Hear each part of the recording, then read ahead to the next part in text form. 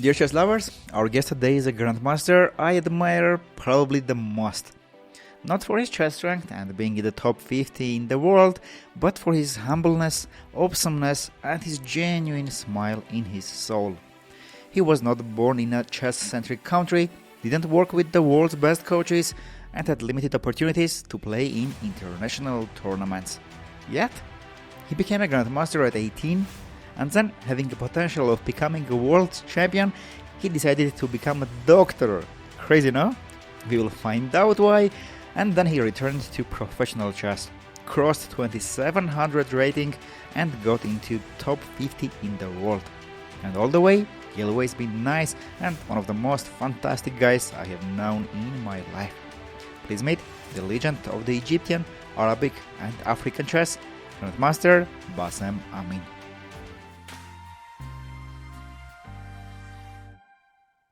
Bassem, the other day I was saying to my teammates that today I'm going to have one of the most fascinating, craziest, and the best chess mood episodes.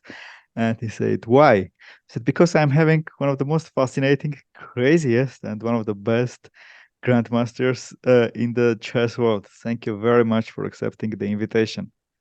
Wow, thank you. Thanks a lot for this great introduction, and I really hope it will be just as you said. You guess why I am saying you are the most fascinating and craziest grandmaster, or you have no clue why I say that? No idea why you say that. Okay, interesting. So we'll get there. Do you remember our first meeting? Well, it was quite so long time ago, so not When it sure was exactly. 2000, what, five, maybe four, three, six. which one do you remember? Which tournament? Well, in Armenia, I guess, some World Juniors, maybe. Yes, so Or... it was World Juniors when you beat me in the totally lost positions, and instead of resigning, you beat me badly. I remember very well that, but Yeah. that was the first time we met. But the first time I met you, you didn't know who the heck I am, but I Uh, knew who you. So let me tell you a story. okay. So it was 2004 in the Mhm. Greece Mhm. World Junior Championship under 16. Yes. So uh, under you were already 16, I was 15, Mhm. and it was my second international tournament at 15 because Mhm. I in Armenia it was such a tough competition at my age Yes. group, Mm. and you had to be only the first or the second to qualify for European or Junior Championships. So the first time I qualified, I was 13. Mhm. And the second time I qualified, I was 15. But at 15, I had another mindset. Instead of playing at my age category, I decided to play Armenian Championship under 18. I Mm. told to my father, Father, I'm hating this Armenian Championship. There is such a pressure on me. I need to win, win, win. So, but I'm going to play under 18 because, Father, we are detaching from the results, right? So let's do that. We don't care about results. Let's play under 18, play against stronger opponents, and focus on growth. Father said, okay, approved. And suddenly at 15, I won my first Armenian championship under not 16, but under 18. Wow. So Great. I detached from the results. It was Yeah. all going great. So I was preparing under World Championship under 18. But then my federation came to me and say, no, no, no. Okay, Mm. you don't play under 18. You play under Mm. 16 because we want medals from you. Of course. Yeah.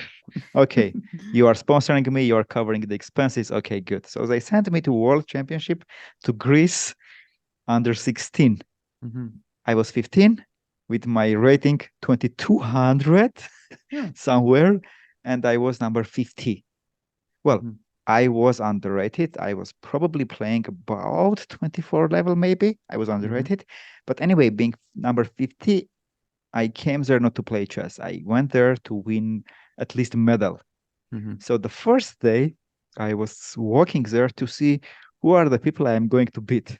Mhm. So I went to the first number, and the first number was Grandmaster. I was like, what is this? At 16, somebody's already a Grandmaster. And it was David Baramidze from Germany. Uh-huh. Yes. The second number was Mamedov Rauf. I remember them very well because what is this? There are two grandmasters in the tournament and I came to win the medal. The third number, I also remember who was the third number. It was Maxime Vachier-Lagrave. Wow, really? The third number, he was about 2500 already. And I Mm. remember he was sitting there and eating something all the time when he was playing. There was lots of food on his table and he was eating. And like that, I was going through, okay, this is Maxim Vachur. I'm going to beat him to get a medal. Okay, this is number 4, this is number 5. And then I walk, and I came to number 9. I said, Mhm. table number 9, international master, 2434 or something like that. A guy from Egypt?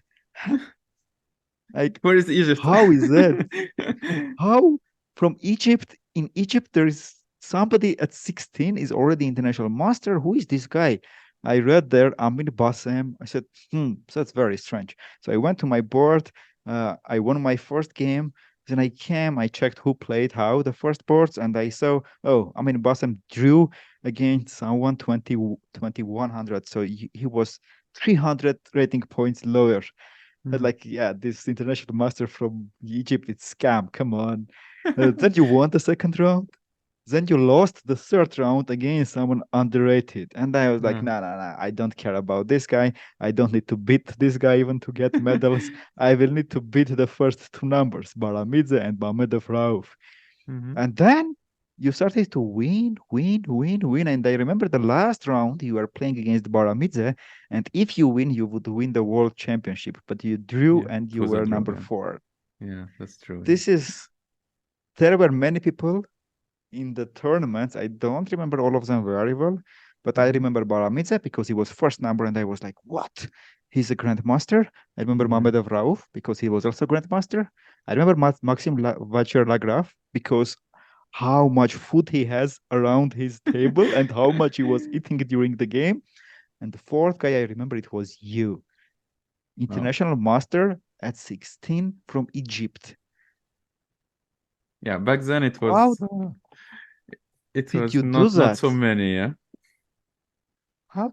Yeah, overall at 16 there were not many international masters, but from Egypt, when you didn't have like, because for Yeah. example, there are lots of chess grandmasters in Armenia because we had Tigran Petrosyan, world Of champion, course. Yeah. we had Levon Aronyan and others. So there is that kind of culture in Armenia, Exactly. and Yeah. we will have more and more grandmasters in the future. But Mhm. how from Egypt, when there was not that infrastructure as it was in Soviet Union or now in the USA, you became first of all you became an FIDE master at 11. True? Yeah, 1999. Yeah. Come on, Uh, like at 11 you became a FIDE master. How? okay, for FIDE Master, I mean, it was a bit easier, I would say, for us because we had like the Arab Championship, Arab like youth tournaments. So I became Arab champion under 10, and then I was awarded the title. So it's not like I got to Okay, so you 2300. So I got it didn't get like a bit the 2300. easier way, yeah. Not to You skipped 2300. the lines to skip the Yeah. line. Yeah, you cheated. A You little cheated bit, your yes. FIDE master title. Yeah. Okay, so But how did you yeah, become an international master at 16? for international master also I think I got like end of 2003 or beginning of 2004. I won also African juniors under 20. Uh, it was I think in Libya back then, and I won first place, and then you get also the title immediately. Okay, at least back then. Huh? But okay, also by rating I was I think almost 24 or 23 something. So I mean, yeah, it was almost there. So not so much cheating like the FIDE master title. And then okay, like a couple of months later, I crossed 24 anyway. And the next year And you also made your all three grandmaster norms. And at yeah, 17 you already had them, and at in 18 you got it. So 2006, my question is I not got like the title. Yeah, technically what tournaments you played and yeah. how you win. I'm like, how did you got that level? Mm. Being from Egypt when there were not many grandmasters, there were not really the ecosystem. How was Mhm. your training look like? How did you make it? Because that was a big question for me then. Like how you can get there without being in a chess country. And I think it's a question that many of our listeners will ask, like, how did you cruise so fast?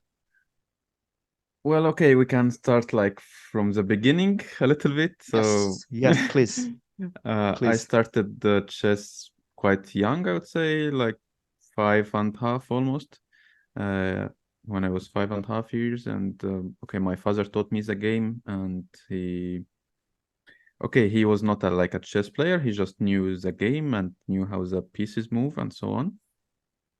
And as a kid, I was quite, a bit calm, not so noisy kid. So he thought that chess would be like interesting game for me that suit my character.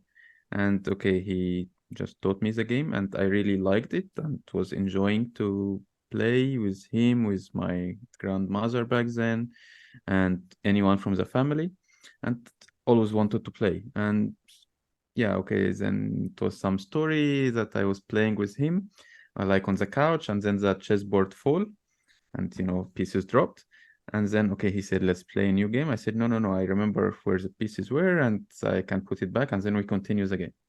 And of course, he was really impressed that some 5 years kid do that he You can put the like remember, board and and the without his pieces two back. rooks. Yeah, Yeah, you yeah, put you probably. took out two of his rooks. Probably, yeah. But of course he couldn't remember, but he tried like to repeat this, like, and try to remember where the pieces were and see if I do it correct. And he says that I was doing it correct. And then he thought, okay, maybe like I have some talent in this game. And then he started to look for like coaches. So in Egypt, I'm not from Cairo originally. I'm from a city called Tanta, which is between Cairo and Alexandria. It's about 90 kilometers away from Cairo. And then, okay, we started with coaches from my city, Tanta. And yeah, also back then we didn't know anything that about like chess tournaments. We didn't know that chess tournaments exist. So it was just a game that I liked, and we knew that I could like just train to get better at. And okay, there was like some tournaments first in like in my church in Tanta, and I started to play that. First time I played, I lost like from the first round, and of course it was quite disappointing. But okay, I continued to practice anyway, and then the year after when I played, I won the tournament, so it was very good. And yeah, just by chance, like my dad was reading newspaper, he says that there's like the national championship in Cairo, like some dates, and you can like call the federation to ask about the details. So he called like in the phone. Uh, yes, I heard about this tournament. How can I participate? So they said just come in this day and so on. And back then, the youngest age group was under 12. You Not were like 6. I was almost 6, yeah, 6.5 or something.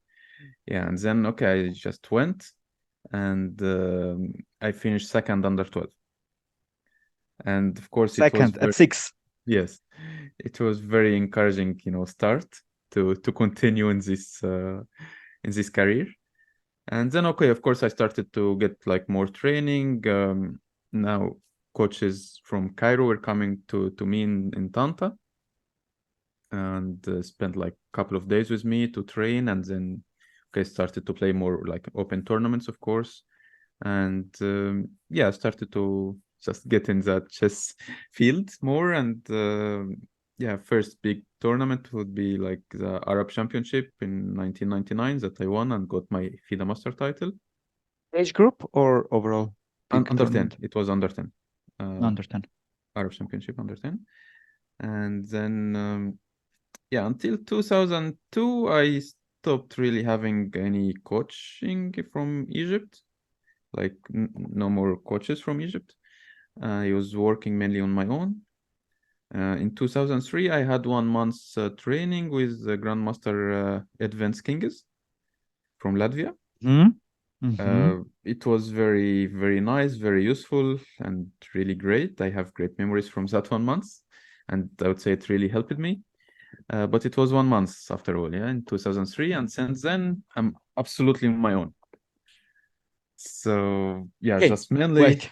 Yeah. There are many questions I have already. First, let's start from the moment that you lost your first game, yeah? Hmm. The first tournament, first game. Yeah. I also lost my first tournament, my first game when I was 6, and I remember I cried very Mm. much.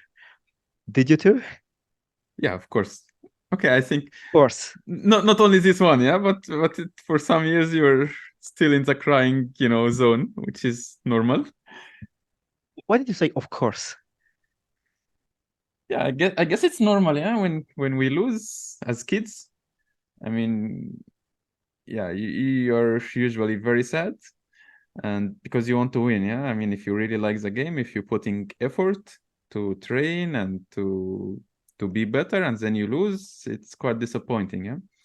If you are not training, if you are not doing anything, you are just playing, then it's normal, yeah. It's expected to lose. Why you expect to win, yeah, if you are not working, if you are not training. But if you are working and training and then you don't get the result, it should be disappointing in a way.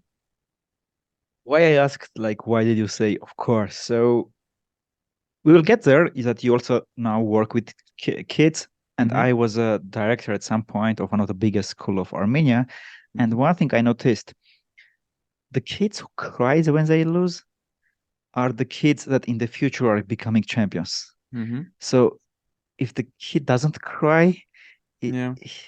she doesn't take it personally. She doesn't feel like pain there. They are not usually they are not getting champions. So I asked this question to many people, and I found that almost everyone who are now masters and grandmasters, they cried when they are losing. I had never met anyone who said, "No, I didn't cry." So we Yeah. everyone took it so personal, and then when you lose, there is some inside anger, yes, that I'm going to beat this guy, and then you enter to the competitive mode and you train more, win more, yeah. Uh, I was I, actually I'm working on my first book where I'm sharing my journey to how I became a grandmaster with all the stories. And when I Oh, was nice. writing, I felt it was very important that I lost my first game. Yeah, of course it helps, yeah. I mean, to motivate you to work more, and I will come back, I will win next time. Having this feeling, I think, is really important. Okay, you feel like you have to challenge yourself, yeah, like you have a goal now. Like if you play first tournament and you just keep winning, winning, winning, okay, maybe okay, it's so easy, yeah, to win, and then you can relax. But when you lose, then okay, no, I have to work harder now. When did you beat your father? Ah, that's a good question. Well, I'm not really sure, but probably it was like after this one year, yeah, like when I started training more, and then I started to win, and then it was okay because he's not a like professional, or he didn't study chess, I so see. it was not so late, I would say. My motivation was my father. What he was doing, he was taking all of his pieces from the game and keeping just two bishops. And Hmm. I was playing with all my army. He was playing just with two bishops and beating me. And Wow. the thing was this: if I beat him 3 times in a row with that material disbalance, he Hmm. buys me something. Uh-huh. And also he adds one more piece. So he adds a knight, and now he plays with three pieces against me. So I had this motivation to beat him 3 times in a row and get something. My Hmm. last one was this one. I remember if I beat him when he plays without a rook, just without a rook. So there is already queen, rook, Yeah. bishop, knight. Now you I got was so good, already yeah. eight. Yeah, I got Yeah. so good. So it was if I beat him when he takes with his rook, it was uh, table billiard. It's kind Wow. of funny game. It was small table billiard Yeah. that I can play. I remember it was such a motivation to win him Hmm. 3 in a row and finally get my billiard. Yeah. What was your motivation to improving? Was it the anger that you lost? Was it just love for the game? Yeah, okay. I'm not really sure, yeah, but I think I just liked the game, and I just kept playing. And yeah, of course, when you win, it's nice. You get trophy. You feel like the happiness of your family, you know, they're very happy that you win, the support you get, and I would say, yeah, mainly it was okay. Of course, I was also feeling happy, but feeling like how happy they were when I win a tournament or I get a prize or something or some trophy. I think this was really motivating for me to just try to make them like more happy, and Okay. also for myself, I was like, okay, I just enjoyed the game. I think for me it was just okay, 6 years old kid. I was just doing something I really liked. Um, Maybe not thinking too much about the results or not understanding it so much, but I was just enjoying like playing, and yeah, just having good time. So it was not that much like pressure for me, and I was just like enjoying what I was doing. So yeah, and okay, by Uh, time, of course, and winning more tournaments, you get more involved, you get it more serious, of course, and yeah, you just keep going in that path you started in.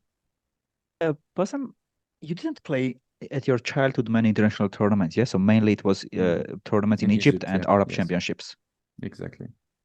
So you had to win some tournaments in your country to play in Arab championship and then African championships. Hmm. This is how it was. Yeah, usually, but also back then, I mean, in Egypt, there were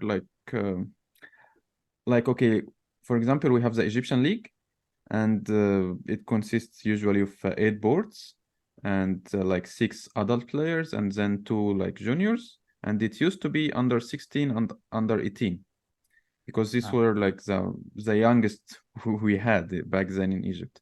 We didn't really have much young players, uh, or much strong young players, I would say. Yeah. And then when I started to play, I was like 7 years old almost, and I was playing under 16 in the Egyptian League.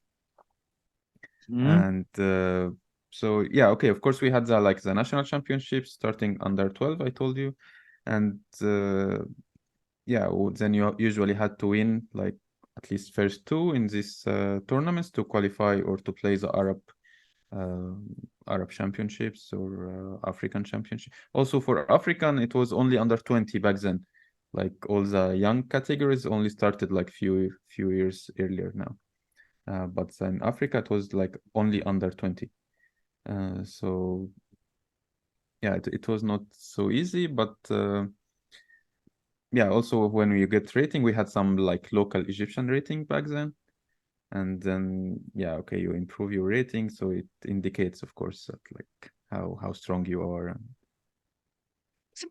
Okay, you had something to play. I understand it. How Yeah. were you training? What are the sources you had? Did you have books? Mhm. Did you how looked like your training before getting to that kind of professional level when you became an international master? Yeah, so as I told you, until like 2002, I was having coaches from Egypt, so we were mainly working from books. Uh, well, they were like helping, of course, with the books, Which books? and Do you remember?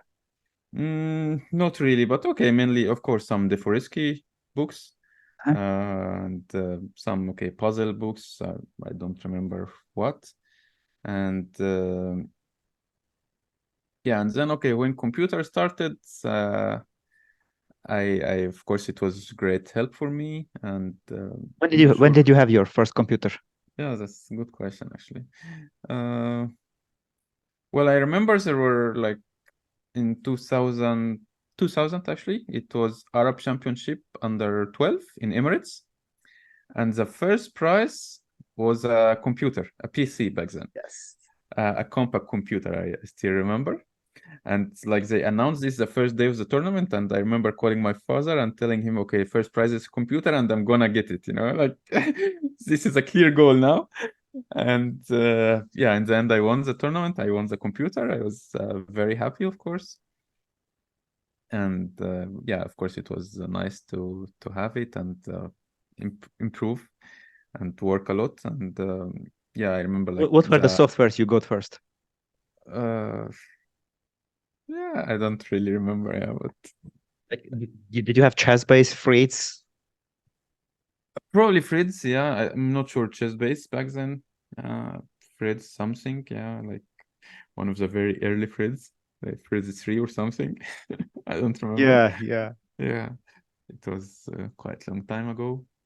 But Did you had also video like, games also, sir? yeah, of course. Of Yeah, course. yes.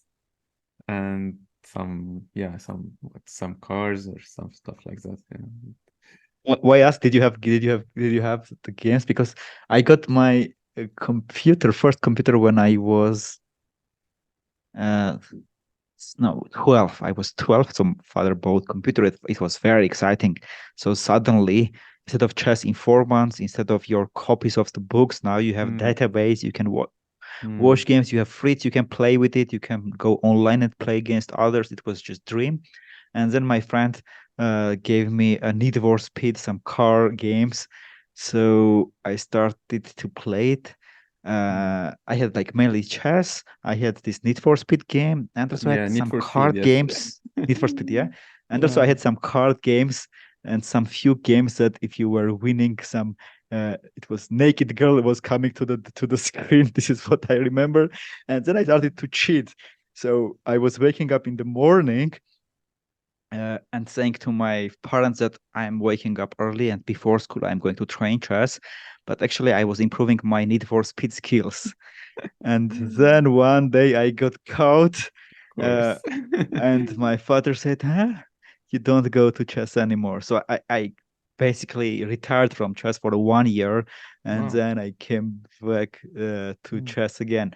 Okay, so coming back, you had computer. So you had books at your books, or it was Yeah. just your coaches who were Yeah, uh, probably like training? coaches were giving me like some books to solve positions from, or yeah, like to read.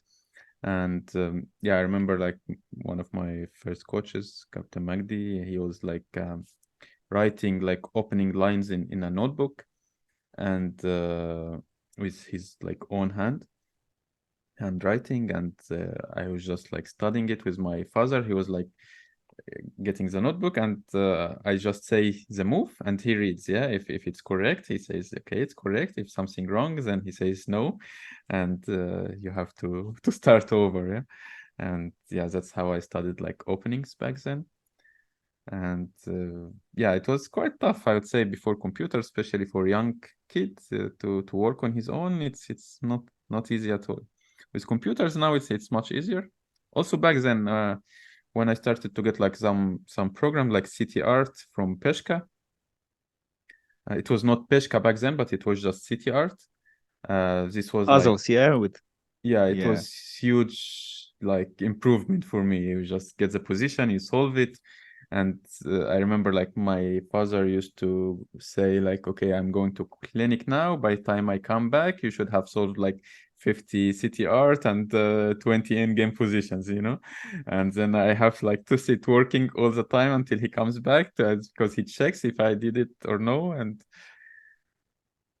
And yeah, it was really helpful to get these programs.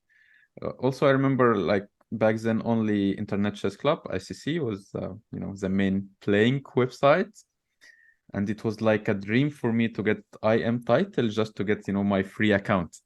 Because back then you'd like get account for like Yes, you had to pay. 2 weeks or 1 month, and then you have to pay. And yeah, this is the main reason I was like very happy to get my IM title. Now finally I can get my account and play with it like for free for all the time. And yeah, when also back then when like rating was very important, then on ICC it was like huge. If you get like, okay, 2700 and 33,000 and then 3200, then you play with all the top grandmasters and you get like this in the best list of the website. I was usually like playing the standard like longer time control. Also, I was playing a lot of computers back then, and it was one of the things that really, I would say, helped me in like improving and play solid. I was playing 50 games a day, against computers, losing 48, maybe drawing one, winning one or something, but you just keep, playing and try to having a hope that you can win a game or draw a game, and then you still get satisfied, yeah, when you win this game against a very strong computer. So So you recommend your students to play against computers? Not now actually, but I mean back then there were like still more hope. I mean to beat a computer. But now I think computers got much more stronger. I still think it's very useful to play maybe some positions. Like let's say if some position you have like a winning position, you can try to win it against computer because they'll put the best possible resistance, yeah, and then you have to play like really good to convert, because many times now, okay, you know, it's said that the hardest position to win is the winning position, yeah, and when you get it, sometimes during the game you feel okay, I'm gonna win it anyway, you know, and then you start play like, you know, carelessly a little bit, or just one move could be enough to spoil your winning position. So playing it against computer, you will learn, okay, just if I play one, okay, not bad, but even not so good moves, then my advantages are gone, yeah. So it could be helpful in many ways, yeah. We ask that because uh, usually I don't recommend people just to play with computers, because I noticed that when you play against computer, like nowadays, yeah, against strong computers, you unconsciously start to simplify positions, because unconsciously you understand that the computer is calculating very good. So your only chance where you will have, if you exchange the queens, you go to do some end games, and on your understanding you try to draw To with hold, the yeah. computer. And then it gets you a very bad habit to always try to simplify, exchange the queens. And another bad thing I noticed is that you start to hate your openings, because whatever openings you play, You then you lose, are yeah. getting crushed, and then Yeah. you hate all your openings. Yeah. Yeah, So the only times that I recommend to train with computers is exactly what you said. If you are training specific things, for example, how to win positions, so you can exactly. take a computer's piece and say, okay, let's me play against computer and try to win this winning game. And another thing I did is, when there is an opening position out of the opening and you don't understand very well, you play it with the computer, but with the opposite color. So you can see what How the computer does computer with you, plays, with the yes. color Yeah. that you will play in the future.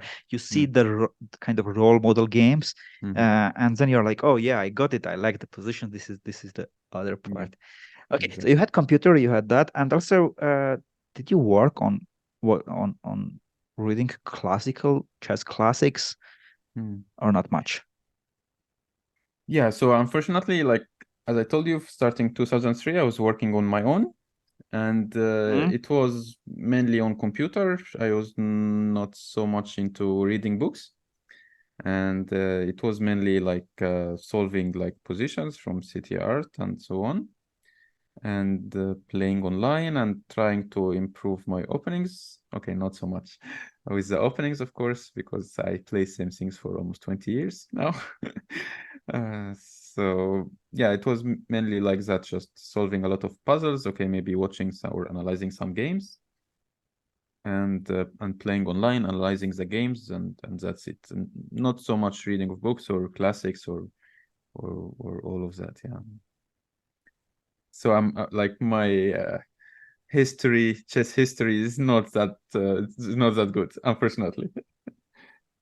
You know who is the ninth world champion? No, don't ask, please. Okay. Okay, I will not ask. So tell me another thing.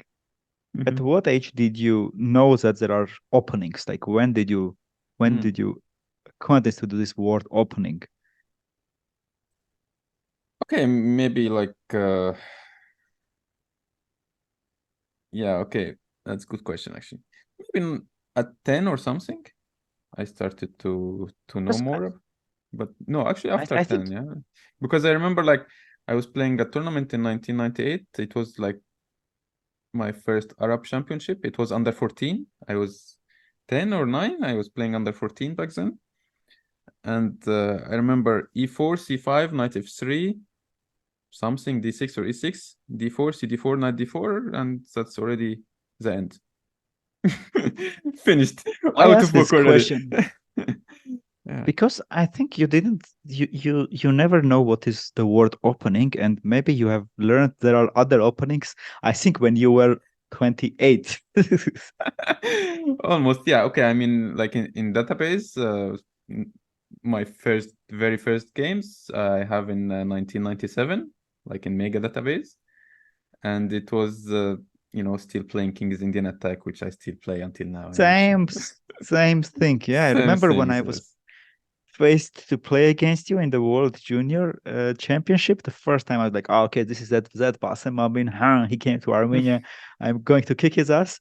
So I entered to the database to see, and he's like E4, all the games E4. I said, okay, easy to Yes. prepare. He plays only E4.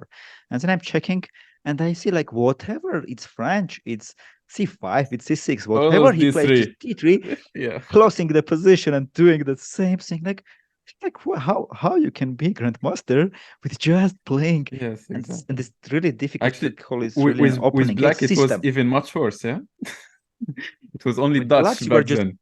Yes, Dutch, yes, and very and bad Dutch you were playing. You exactly were the playing E6 Dutch. very Yes, old yes, version of Dutch. It took some years that you started to play some King's Indian, I think. Yeah. yeah. It was big improvement. Like playing King is Indian. Which is also considered not so good. Yeah, but it was for me a huge upgrade, I would say. So black, you always played that Rui Lopez, right? Yeah, against E4, That one E5. was Yeah, more or it less was. solid, I think. Yeah, I used to play open variation first, but also without knowledge. This is a problem. I mean, I played like, but with almost zero knowledge. Like, okay, I used to play a very bad variation back then in open variation, and yeah, if someone just could prepare, I mean, you start to the position with almost plus 1.5. Yeah, I was white. So, and Some yeah, but okay, with there was time, I a little bit was improving, but not so much.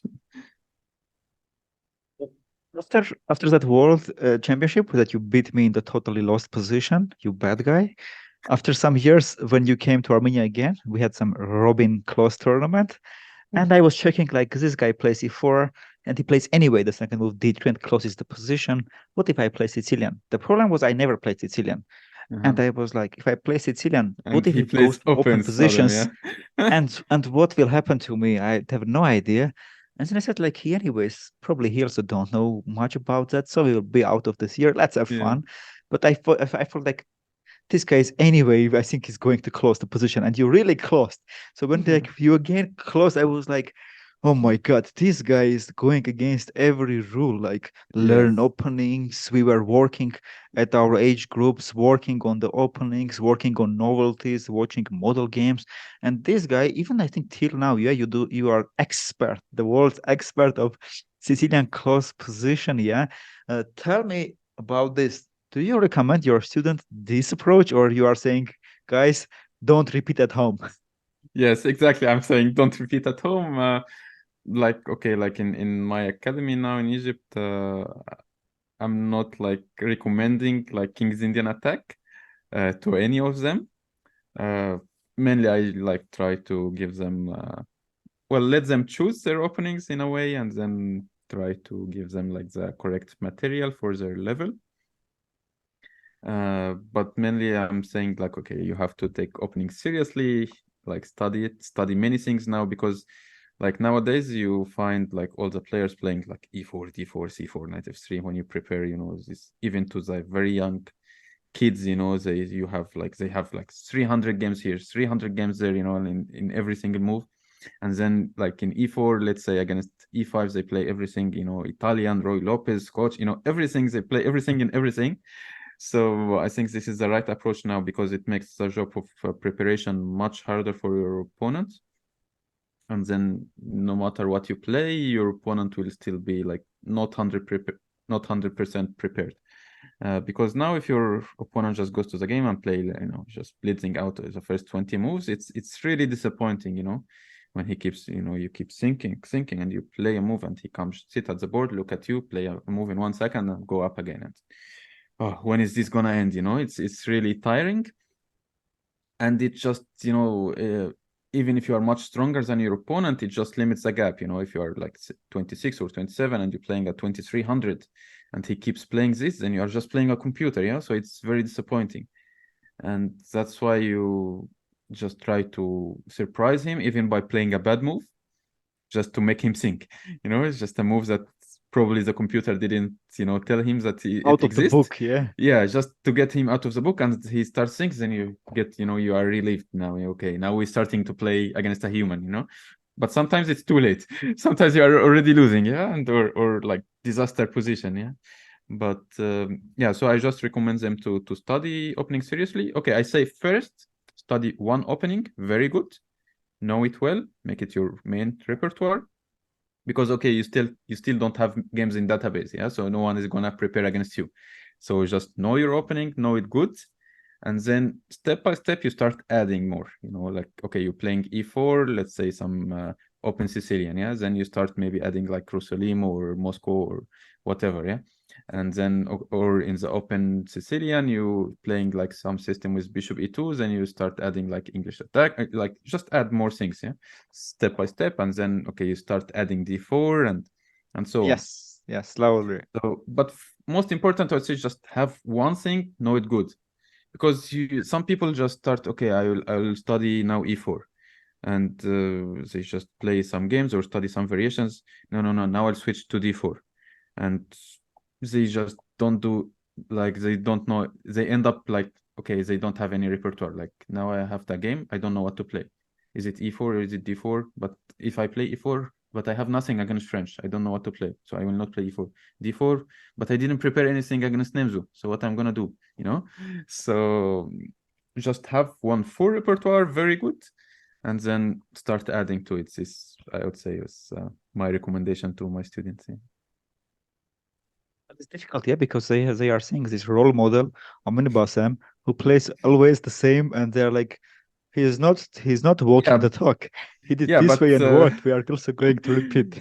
but now I'd say it's much more difficult, yeah, because okay, even back then, I mean, like my systems back then, it was not so easy to refute, or like to say why is it not so good, because computers were still like not so strong.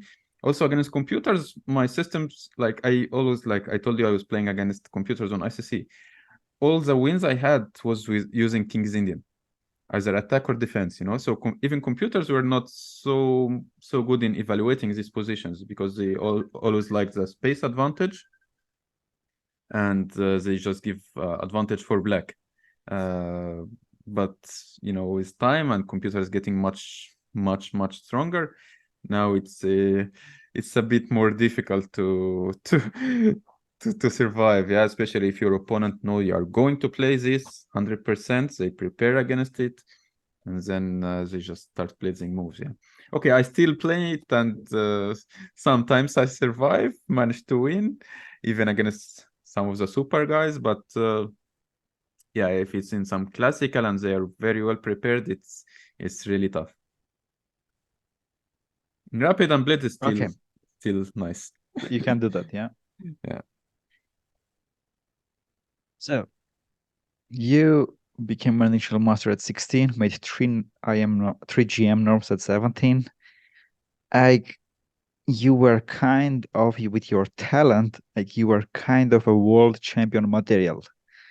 Like if I was there, your coach, I would say like I bet my everything I'm going to get this guy to the world champion.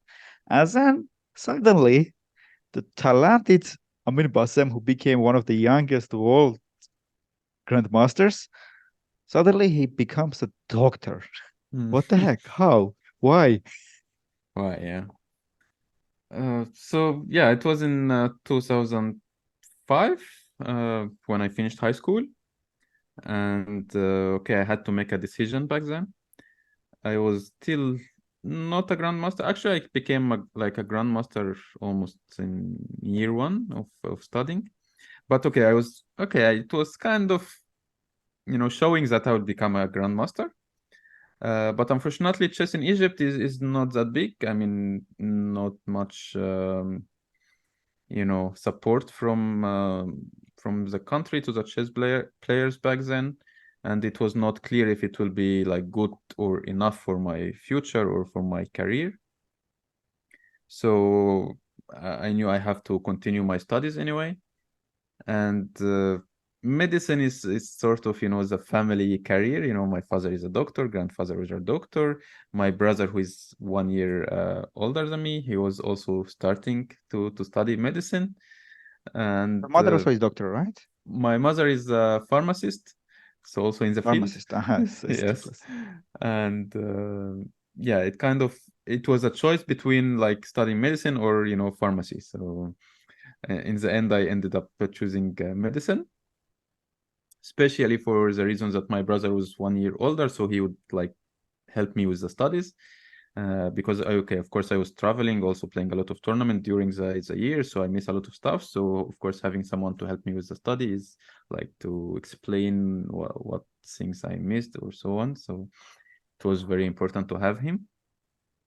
And yeah, that came the decision, and I said, okay, I'll continue playing chess. My goal will be just to try to succeed, every year until I graduate. And then after graduation, I'll just see how's the situation, how I'm doing with chess, and then reevaluate which one I'll continue with.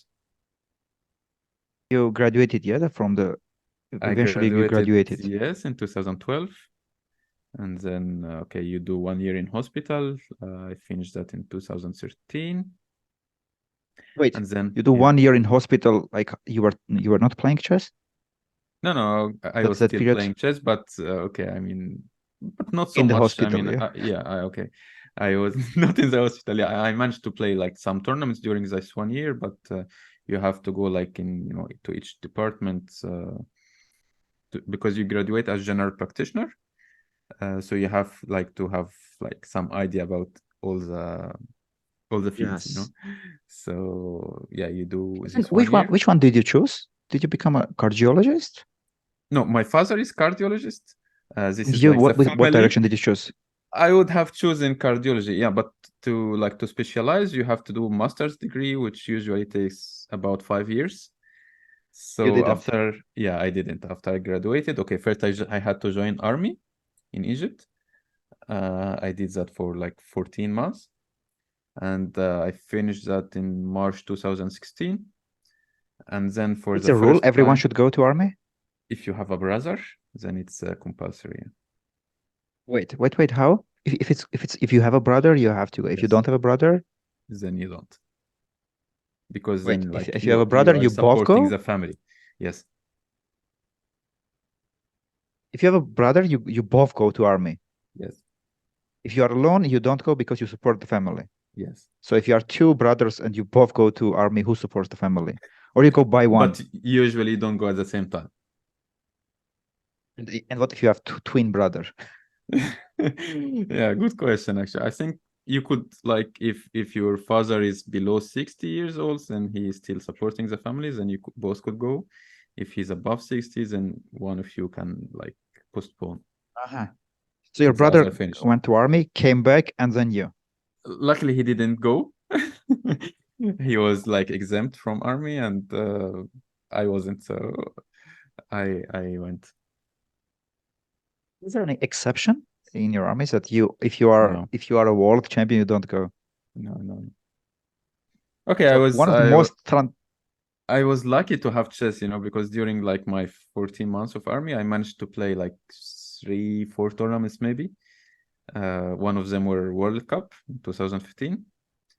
And I remember it was one of my best World Cups back then. Okay, like until then, I started playing World Cups in 2007, I think. And I always lost the first rounds because, you're rating like 25, then you always paired to 2700 the first round. So it's very tough. In 2015, I mean, I had already become like 2650 or something. And I was paired first round against Ivan Saric. He was like 2680 or something. So it was a bit, close match.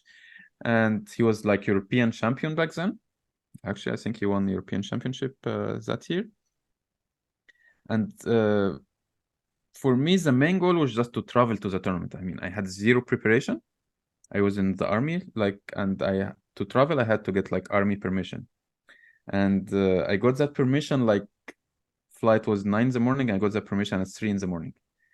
And so I went there with zero preparation, like absolutely zero preparation.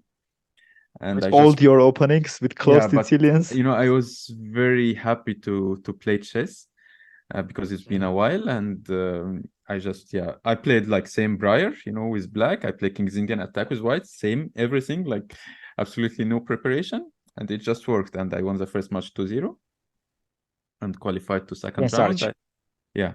I played Yakovenko, who was like 27, 7. Yeah. 20, or I mean, I think he was number 5 in the tournament. Yeah, he was like one of the top in the tournament.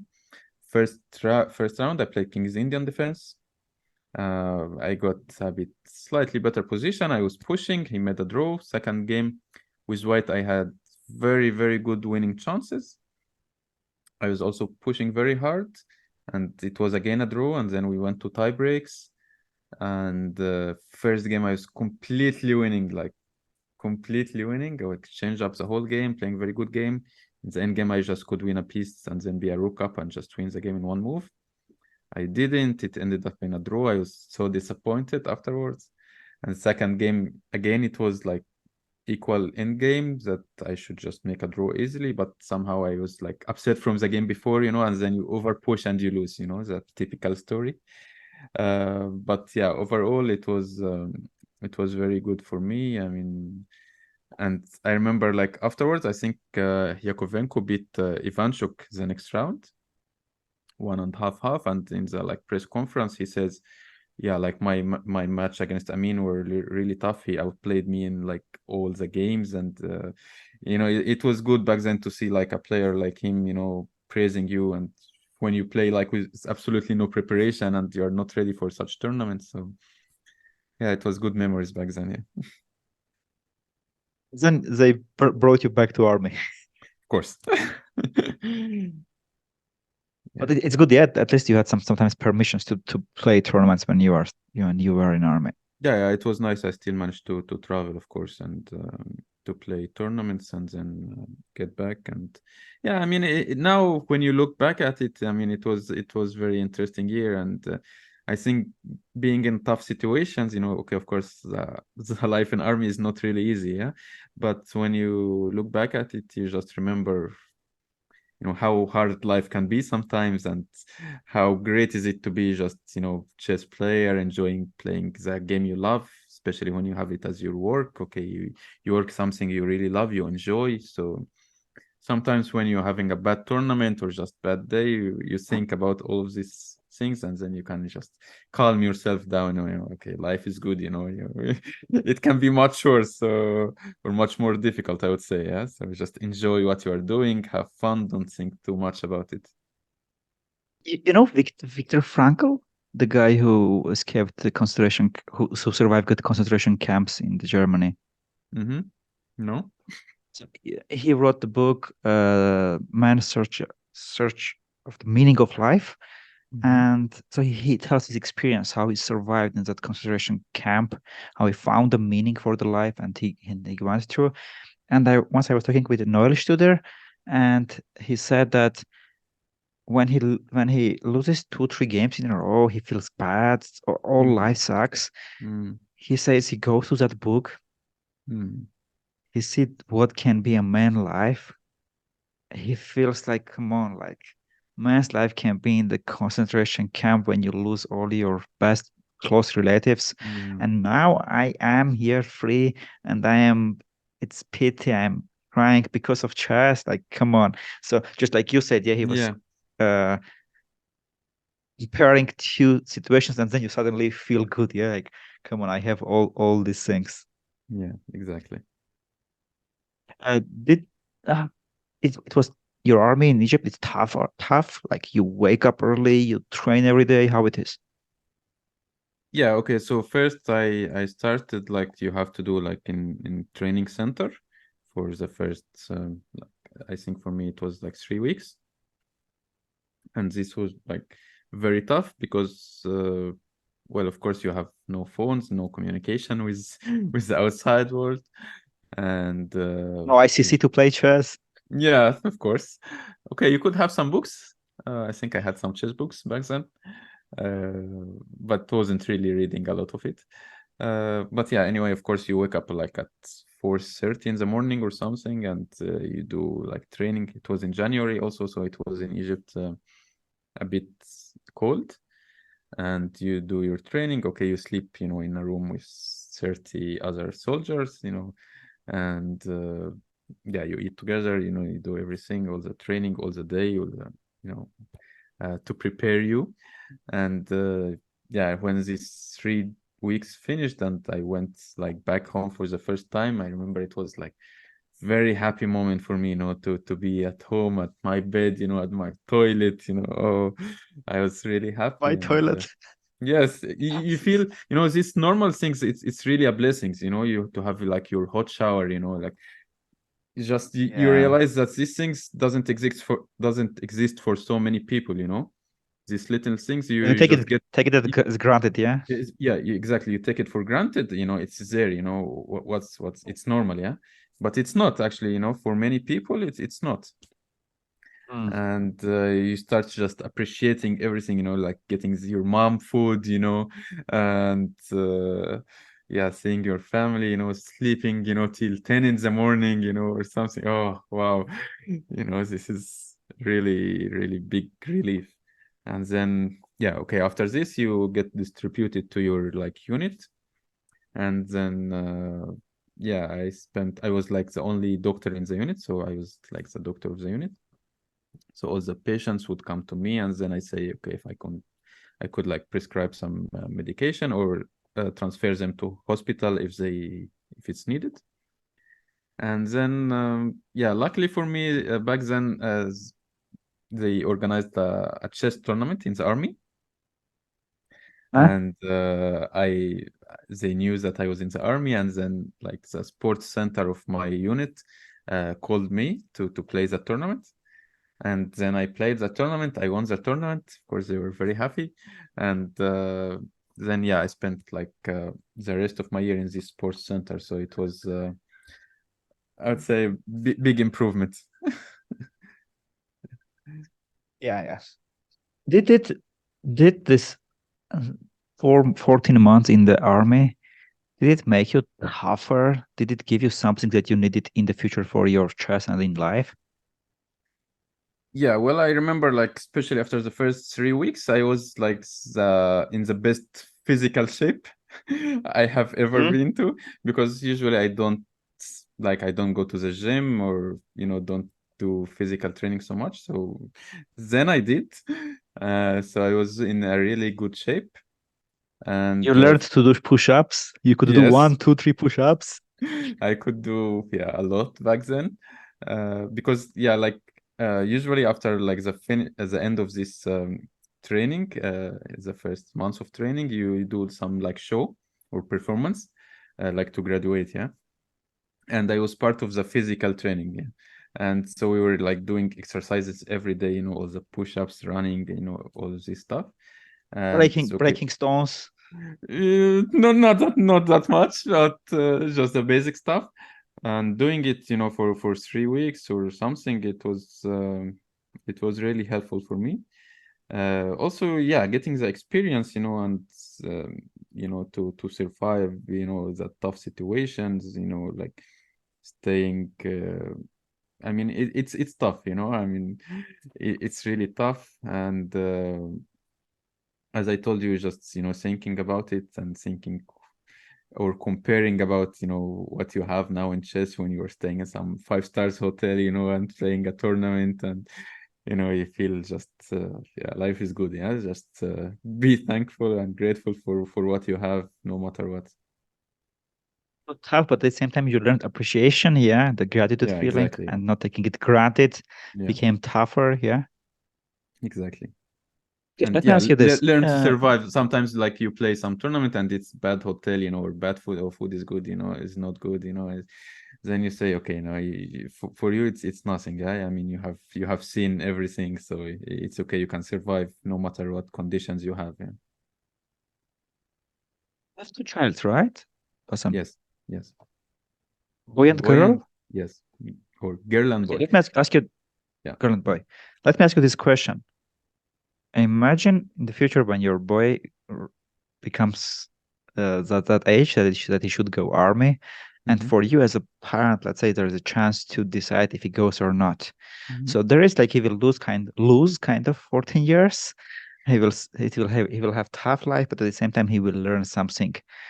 What would you choose? Should he go and learn this appreciation, or you better would like no, don't go to army? Which one would you choose as a father? Well, okay, for now, because I told you to go, it has to be two brothers. So now it's brother and like a girl and boy, so he doesn't have to go. I mean, See, there is that's the let's say rule. there is If I can there is choose, third boy is coming. Yeah. Well, well, my wife will not be happy with that.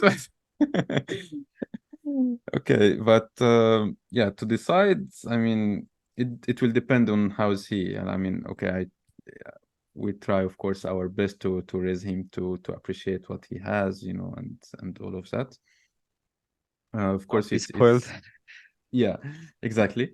It's an experience that I told you, it can be very helpful, but also, you know, it's still 1 year that you could have done so much, you know, in that 1 year time. Yeah, so it has, of course, like positive and negative things, but yeah, I mean, it definitely also has some positive things to learn and to toughen him. Yeah, so it depends how is his character back. I mean, already then. Yeah, Got so it. I could decide. Yeah. Got it. At 12, I got caught on cheating and playing Need for Speed, and I retired from chess. I went to martial arts and I went to kind of MMA, and I became quite good at MMA. But at 13, I realized like no, I still want chess. I crave about chess. So I came back to my father. I apologized, so he let me back to chess. When for you did you realize like, okay, I was trying to choose between becoming a doctor and chess player, but now I want chess? When did it come to your when did you come with this realization and you wanted to be back to chess? Well, I never stopped chess, you know, but okay, when I was studying medicine, as I told you, my main goal was to just to pass, you know, succeed, not to get like the highest grades or something, because to get like the highest grade in medicine, you have to be like full-time studying. Yeah, it's very tough there, and I was playing a lot of tournaments, traveling a lot of, you know, most of the year actually, and just 1 month or 1 month and a half before like final exams, I was studying like crazy, and then just go to the exams and hope to pass, and it worked. But yeah, for me, chess was always like plan A, I would say. Medicine was plan B, and yeah, when I graduated and then started playing, and then after army, when I had to make the choice, I was already one of the top 100 chess players in the world. And I mean, for medicine, you would be studying like from zero, you know, just fresh graduate. You still have to do your master's degrees and PhD. And, you know, you could be a very good doctor, very successful one, but also maybe not. And with chess, you have already, you know, one of the best in the 100 in the world, you know, so it's not really a difficult choice, I would say. And you also okay, had this of test course, of my family supported this decision a lot, especially my father, you know, who like for him, of course, would like want me to be like working with him in the clinic, you know, helping him, you know. But he said, no, you're doing so good with chess. It's much better for your career, for your future. So just stay with what you love and what you are good at.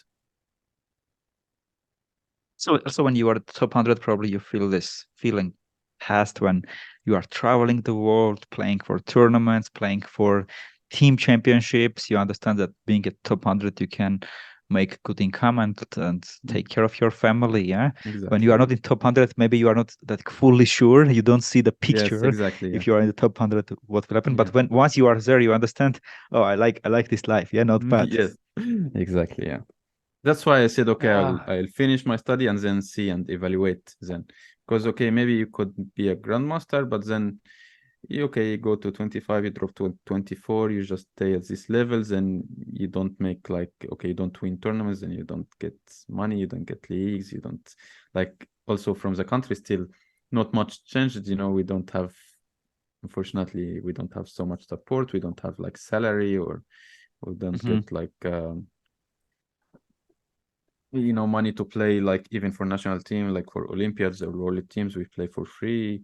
Even when we win like tournaments, we don't get that much. So it's not really much from Egypt. So if you don't make like a living from your play outside, then it's really tough to make a living from chess in Egypt. Okay, so I have seen people who are like, okay, let's study something else and they also play chess and then make decisions. But I have not seen, I would not say many, I would not say anyone else than you, who are grandmaster at 17 and they are still making decisions, making choices. Because most of the people who are grandmaster at that level, there is nothing to decide. It's just all in. You are like you have talent, you have love, you have passion, you got there, you are just going all in. But now our crazy Bassem Amin decided to study also and decide later. So you make this decision to come back to chess. And when did you set the goal to get 2700? Yeah, so after I finished army, this started March 2016. It was for almost the first time in my life I was only playing chess. Because they're always like studying, from school till, medicine, then army. So for the first time, it was only chess, so it was like huge improvement for me. I could only focus on playing now and training. So yeah, starting this March till 2017, like end of 2017, I would say this was like kind of my peak time. When I crossed to 2700 for the first time. I think it was in November 2017. And yeah, I think this year, 2017, also I got married January 2017. So it was one of my best years in chess career, I would say. Especially from June till August, I was like winning almost everything. I won like 3 very strong tournaments in a row. First, like African Championship, and then I flew from there to Armenia, to Lake Sivan, where we also had a memory in 2008, where we played then. But in 2008, it was very bad tournament, and it was actually a nice story that when I first played Lake Sivan, 2008, okay, so it's a very strong round robin, 10 players, all grandmasters, all above 2550 at least. And back then in 2008, it was I was still in studying medicine. It was my 3rd year, and it was just the tournament was just after my final exams. And so okay, it has been like 2 months without any playing or training for me because of the exams. And then I went immediately to Lake Sivan, so it was the first tournament after exams. I played a very bad tournament. I finished last place, I remember. You even lost me. Like, come on. I was playing so badly, but you even lost me. Yes. And yeah, it was a very bad tournament for me. And then when I was there, also, I got some news that, okay, I will have one exam during World Juniors tournament, which was in August in Turkey. And I have to choose, will I go to the tournament or will I have to rewrite the exam? And it was very difficult choice because it was my last chance to play World Juniors. Because it's 2008 and just my last year under 20. So finally I decided to play the tournament, and that means that I will have to wait like 1 year to write the exam again. So it was not easy decision to make, but also, my family supported this decision, because you don't want to like feel, yeah, but if I had played this tournament, I could have become world champion, or get a medal in world championship. Yes. And I missed this opportunity. So yeah, I finally played the tournament. Okay, I got a bronze medal there, which was good. But then, okay, you lose 1 year, or like, wait 1 year for just There one is no exam. exception. Like this guy I mean, got 3rd medal for Egypt. Exactly, yeah. Make exception for him and let him to get this exam. People, wrote some articles about it, trying to get some exception, but unfortunately, it didn't really work. And but okay, I mean, it was good. I had more times a year after to play more chess, and it was okay in a way. Yeah. And then yeah, so in Coming back 2017, to yeah, 17, yeah. You yeah, you started to win the tournaments after marrying? yes. After marrying. So you got married, you won 3 tournaments, and you crossed 2700. Yeah, so after African Championship, I flew immediately from directly from Algeria to Armenia for Lake Sivan, and then I Now played you a won the very tournament. yeah, I won first place, so it was kind of revenge for 10 years ago or 9 years ago, and then like couple of days maybe after, I played in Abu Dhabi Masters, which is of course one of the strongest tournaments in the area, 60 Grandmasters usually. And also I win like first place, sole first place. Um, so it's like three very strong tournaments in almost a month. So it was very good. I after winning Abu Dhabi, I was at 26.99, and just so close from 2700. And then yeah, unfortunately, then it was World Cup just next month in September. I think it was in Georgia. Huh? Yes. And of course, I was going there with very, very high hopes. And yeah, I was paired against Erdos Vector from Hungarian Grandmaster. And it was heartbreaking. Yeah. Okay, first game I had white, we drew. Second game, it was King's Indian Defense. I played, okay, a good game, I would say. Good to some, rook and 2 pawns against rook. Some like easily winning endgame. And then, okay, you just win this game. You already qualified to second round. I was going to play Fiddler, You I also remember. crossed 2700. You cross 20, like everything, goes your way. And for a moment there, you start thinking, okay, now I will have rest day and then I will play Fiddler. So you start thinking about second round already, yeah? And the typical mistake. And then in this like easily winning rook endgame, okay, maybe you can show this in the Yes. editing. Yeah. And I just play the only move to draw the game, and I still remember this like one of my chess nightmares, I would say. Like I played the move and I was writing it, and I remember him capturing my pawn like boom, like, and I remember doing like this, over the board. It's one of the very few times that I reacted on the board. I'm usually like very calm, and you Wow. don't see it, but like then I miss like, no, why, I just spoiled everything in one move. And of course, I went to tie break. I was still not recovered from this game. Under repression. And Yeah. of course, I lost the tie breaks, and yeah, it didn't go well. And you didn't cross 2700. Not yet, yes. You But got then, okay, 2699. I yeah, I see. stayed there, and yeah, okay. Then I played some more games. First time I crossed it was actually I was playing a league in Sweden, in Stockholm, and I won a game, and then that's when the first time I crossed 27. So it was in Sweden. That's why one of many reasons I like to play in Sweden, because I have very good memories there also. Crossing 27. Yes. What did you change after starting to seriously think about getting to 2700? What changes did you make in your training program? Did you finally started to do some work with your openings? Did you started to take some stuff seriously? How did you get? What changes did you make basically to get to 2700?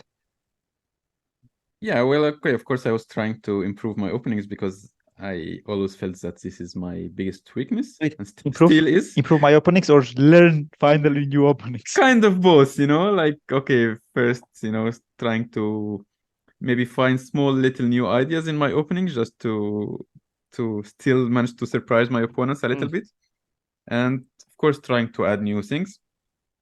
But unfortunately, when you work on your own, it takes much more time, to just prepare new opening. And yeah, you need to have a file, create a file, and then play training games, and try Yeah. and repeat. As you always say, you have to study, learn, play, repeat. Yeah. So, Yes, uh, practice fix. yes. And to play just single new variation, you need like 3-4 months, yeah, to just one variation. So it takes a lot of time. But okay, I'm trying to slowly, add things. But it's taking more time than it should, I would Takes say. time. Yeah. I Yeah. remember in 2018 when I started to record chess mode openings. I remember I messaged you and say, Basab, you are anyway playing close systems. You anyway don't care about getting big advantages. You don't care about like outplaying opponents in the opening. Instead of playing close Sicilian, maybe you play our Sicilians. It will Yeah. be new something at least. You will not get bad positions. It will be still sometimes close and attacking like you love to do with your King Exactly. Sinjin. Maybe you study them. Uh, I remember the days. Yeah, yeah. Yeah, actually, I did study them and I played a couple of times, so it worked well, I would say. Uh, th- what are your chess goals now, Basim? Well, at the moment, to be back at 2700. I Mhm. mean, okay, so now I'm 35 years old, so I feel I What still is your can. rating now? I mean, it's 2680, but I have lost some points in Grand Swiss, so I think Mm-hmm. it's 60 something now on life rating. Um, but okay, I mean, I've been there for the last 6 years now. Like in this 30 points, plus or minus, crossing 2710, going back to 2690, 80. Mm-hmm. Uh, but now, okay, it's time I hope, time to get back some points. And yeah, it's actually interesting. Yeah. So, I mean, my goal is always to make it to top 20, which is Yeah. very tough. Yeah. Because then you need to get to 2730 at least, almost. My peak Why did you was, choose? Why did you pick top 20, not top 30 or top 10? Why top okay. 20? Yeah. Okay. Top 10, I would say, is very, very difficult. I mean, I like to have a goal that I believe I can achieve, you know, and Mm-hmm. top 10, I mean, maybe I can achieve, but if many things change, it's not only up to me. I mean, to be in top 10, you Got should it. have really a lot of support, which I don't. So I mean, Top working 20, on you believe it's in your hands, yeah? If you make work, I mean, it's yeah. still very difficult, but I mean, I can do something about At it, least yeah, I would say. you have beliefs that you can do that. Yes, exactly. Yeah. Yeah. So top 30, I mean, okay, I was already almost number 33. I mean, in my peak Huh? in 2712. So I was number 33. So I mean, I was almost there. So you just I got it. want So one step top more. 30 is Yeah. top 30 is not interesting. Yeah. Top 10 is too far. So top 20 is Uh, golden sweet Exactly. medium, yeah? Exactly. Yeah. Got it. Yeah. Basam, you at the same time you started to help kids. So you Mhm. became a head coach of a chess academy, yeah, in the Yes. Egypt. In Wadi Degla Club. Yeah. Yeah, so tell me about your involvement because it seems that when you are in the top 50 in the world and you want to get to top 20 in the world, Hmm. it seems that you should work a lot, you should Yeah. sacrifice many things, Exactly. hard work, play more, train more together.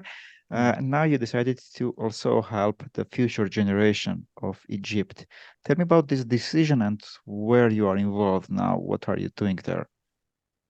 Yeah, well, it started during COVID, when for a year, we were not playing any tournaments. It was only online. Okay, during that year, I also started like YouTube channel. I was analyzing some of my games or doing some, instructions videos for people trying to spread the game, and it was actually going so well. In almost a year, I got more than 50K subscribers. People were saying, I would say, like positive feedback about the videos. It's And only then Arabic, right? in mainly in Arabic, yeah. Okay, there's like a couple of English videos, but yeah, most are in Hmm? Arabic.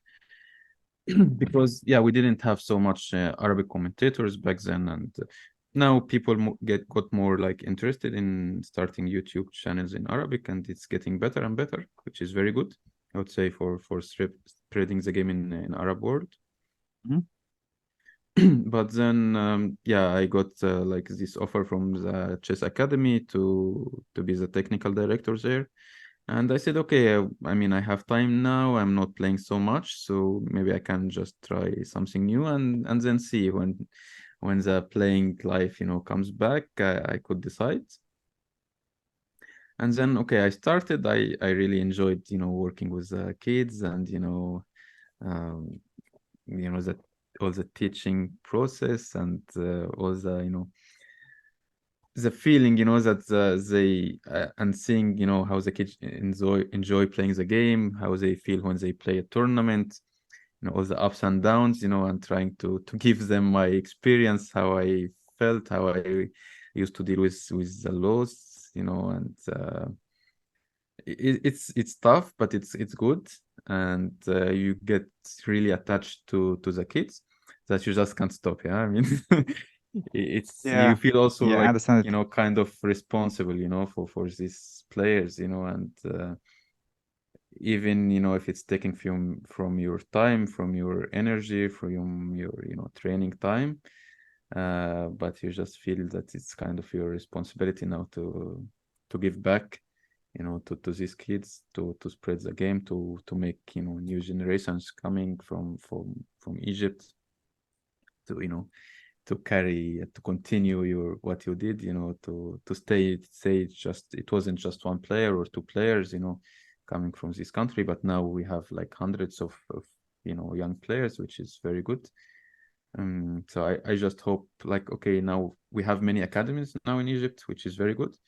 I hope the support, from the country, from the federation, will continue to support these young players to get the opportunities they need to shine. So yeah, we'll see how it goes. Before I ask you my last questions, I got the question in our chat.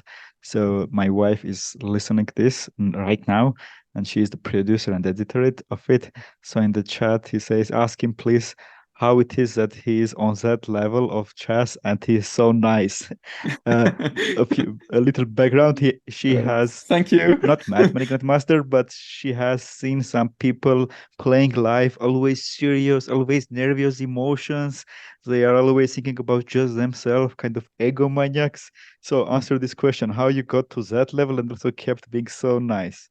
Well, well, thank you so much for her for just saying that. I really appreciate it. If that's true, then I mean it would be thanks to my I agree. I parents. So I agree. would say, I yeah. agree with you. I mean, they maybe did a good job, raising me. Very grateful for them, of course. And yeah, I really appreciate she saying that. Thank you. I will need next time to interview your parents and see how did they raise such a kid who became not just at that level of chess in top 50 in the world, who became 17 grandmaster, but also such a well-behaved man. And really, when I first met my wife years ago, so she didn't know to play chess, and suddenly she was just working for chess mod. So she was learning. Okay, this is rook, this is piece, these are chess players. They are crazy. They are having lots of stress and nervous. They are during the game. Why they are playing this game? So then she was asking Arthur like, kind people, good people, friendly people, and like, yeah, you will meet slowly, slowly. So then she started to meet my other chess grandmaster friends, and then even then I told her there are a few people that I adore, and one was you. One was you always for me, the one of the best, nicest guys. And when I was researching about you, I found what does your name means. Yeah. Tell it, please. What does it mean? It's Basim, okay, it's coming from a smile in Egypt in Arabic language. So it like, means always smiles, like a guy who always smiles, or just smile. yeah, Basim is who smiles a lot. Yeah, like, yeah. Specific So, for you, yeah, my hoodie. Here, you can yes. read it. Yeah, if you read this, you If you read owe this, me a you. smile. So, yes, thank you so much. Man, you're I think like is inspiration for not only Egyptian kids, not only Arabic kids, not only African kids, but for the world. And my personal wish is that people like you were known more than just people who are in the top 10 in the world. Why? Because often I'm feeling that these people who are top 10 in the world, people are applauding them, bravo, bravo. Inside, they don't feel very well. They don't have healthy souls. They are not really happy. And unfortunately, lots of kids, without realizing this, they are trying to become like them, Mm, often behaving badly, often stepping on their own values just to get there. As a result, they just crash all their lives. And while at the same time, there are people like you who goes with life, who gets to the top 50 in the world, who stays nice, who keeps living with his own value when he feels you said a very beautiful word. You said like it's your responsibility to give something back, and you are enjoying working with kids, giving back something to the future generation. Yeah, I wish there will be lots of interviews, lots of media talking about people like you. Uh, well, thank you so much Bassam, for all of this. I mean, such you are always very nice to me, very helpful and supportive, and also, supporting the children from my academy from Africa. And, I mean, really grateful for, you give 3 months of chess mode, subscription to all the winners from the last African Youth. It was, I mean, people were very, very happy and really grateful for this opportunity to get this chance to learn, from the great website. You're really doing fantastic job. And I'm not just saying this because I'm with you now, but no, I'm really telling this for everyone. Always recommending chess mode for all people who really want to improve. It's really one of the best websites. And because I know you personally, I know how hard and how like hardworking you do your, to make one course, one video, how much effort you put to make it. And it really shows. And for example, like two simple things I always like. First thing I send to like young players who are trying to improve, like the must know in games, pawn and rook in games. They're like two articles, just the basics. It's very well written, and I feel just these two articles would like save hours of training, or like explaining how this end games works. And I just say, okay, I send them these links. I said, just revise it, once a week. After 1 month, now you will know it by heart, and then you will, this will be, you see the position, you solve it in 1 second, you'll never forget it. Yeah. So when it's you one said of Rook many and Games, examples. It's the must know rook in games and must know pawn in games. Like, on all games, the yeah, yeah. Felidor and Lucina, and Hmm. Hmm. how to Hmm. defend, how to win. I think it's very good. Of course, the courses, the big courses are even more detailed, much better. But even the basic stuff, which are available for everyone for free.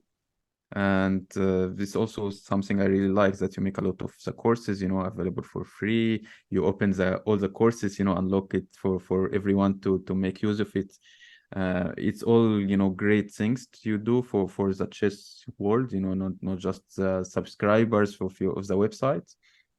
And I think people really appreciate it. So, Thank you, but it's in their name, I really thank you. And of course, for personally supporting me, it's really nice to have your support. And I really appreciate it. and thank you very very much. Yeah, thank you, man. You know what's happening in the world?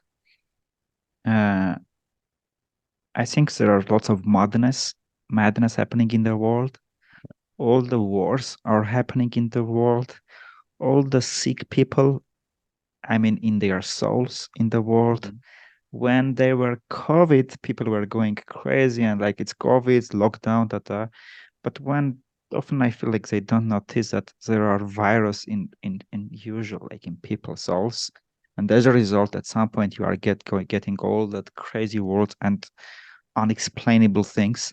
So I wouldn't say that I want to devote all my life for the future of the universe, but I feel partly responsible for the universe. And the way I see it is through education. And it's through education, I mean, basically from the very basic things like education to learning what is bad habits, how to Mm. control them, what is ego, what is like basic things, how to focus on what you are doing, how to be in flow, how to control your emotions, etc., etc. So this is what I try to teach through chess mode. It's not just chess what I try to, but it's combined like how through chess get happiness, how to be get vaccine and get antivirus from there. Mm. And when I see people like you who are being in top 50 in the world, they devote their time to kids. Seeing people like Sagar Shah, who does Mm. so much for the Indian chess. Anyone I see, Knowledge Tudor, who just writes so Mm. much of his experience. Whenever I see these people, I feel like they are my friends. This from Mhm. them with them I can help them. Mm. Uh, and it's my duty to do so. I'm always doing it uh, with happiness and also gratefulness because you are doing that, trying to help. So I'm always there. I will always be there with you. Thanks one more time. Thank you. And my last questions that I ask Mm. everyone, every guest, and people are starting to think about that. Take your Mhm. time. This is Okay. the question. So most of our listeners are chess players, Mhm. different levels, yeah, different goals, but mostly they want to improve at chess and also have Mhm. fun at the same time. Mhm. What is one advice you can give that is universal for any kind of level? Mhm. One advice, one wish. Uh, well, the advice would be, to improve in chess. I think most important is consistency. Uh, it doesn't matter so much, how many hours you work every day, but you have to work every day. I mean, sometimes Mhm. player like after a tournament, they take a 1 month break, that's too long. I think that's too long, and Mhm. you lose a lot of, of what you have studied before the tournament. And okay, you can take like 2 3 days, break, maximum a week, you know, and then you have to get back to work. So consistency is the key, I would say, to improve your chess. And I mean, the mindset that you will have to just enjoy it. Don't think too much about results. I mean, results will come if you are working, if you are in the just most important to be in the right way, in the right direction. You study, you work, you practice, then your level is improving. Maybe it will not show in the first tournament, not in the second tournament, but eventually it will come. And okay, you had, articles, saying exactly this, and I totally agree with you. Okay, by the way, I like all the articles you write. Also, Thank you. I always read it. Thank you. It's very Thank inspiring, you. even for me, and I also send to my students because it's very important to have the correct mindset in training, because it happens, and I saw it. I mean, even recently, like we had this African Youth Championship in September. So, okay, many players from my academy played. So of course, some of them didn't get the results they were hoping for. Yeah. So some, already got disappointed. Said, okay, we want to, take a break for a while. And I say, yeah, but this is, because they trained like very hard, like, but maybe a month before. So okay, you did a good effort. For a month, you were working 6 7 hours a day, and you didn't get the results you were hoping for, but it's normal, it's not only 1 month, you have to be like working for years to get the real results. People who win medals, you see the final, product, yeah, them getting the medal, but what happened in the process, how much work they did, how much effort they put, to get there, you don't really see. And it doesn't come from, a day or a month. It comes from years of hard work, consistent hard work. So just keep working and the results will eventually come. It's just 100% guaranteed. I was super obsessed with my rating childhood and getting results. And then once my father said something that changed many things in my chess career. He said, you want rating? Okay. Focus on improving your chess. Your rating will follow you like a shadow. Yeah. So I was like, okay, all the time keeping this analogy, like a shadow, my rating will come if I improve. So I like improve, just focus on improving. And even if the results don't come immediately, sooner or later they will come. Exactly. Bassem, the man who smiles.